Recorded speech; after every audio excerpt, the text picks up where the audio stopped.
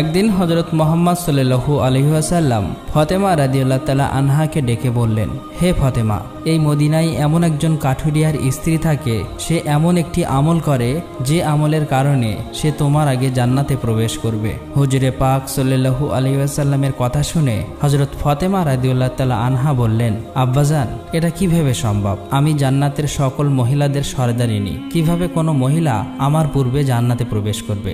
জান্নাতে পূর্বে প্রবেশ করার আকাঙ্ক্ষা সকলেরই রয়েছে। আব্বাজান, দয়া করে আপনি আমাকে সেই কাঠুরিয়ার স্ত্রীর ঠিকানা বলুন, আমি যাতে দেখে আসতে পারি সে কি এমন আমল করে যে আমলের কারণে সে আমার পূর্বে জান্নাতে প্রবেশ করবে। মুহাম্মদ সাল্লাল্লাহু আলাইহি ওয়াসাল্লাম তখন তাকে বললেন, ফাতেমা, আজকে তুমি বাড়ি ফিরে যাও, কিছুদিন পরে আমি তোমাকে ডেকে নেব এবং আমি তোমাকে সেই কাঠুরিয়ার স্ত্রীর ঠিকানা বলে দেব। হুজুরে পাক সাল্লাল্লাহু আলাইহি ওয়াসাল্লামের এই কথা শোনার পরে হযরত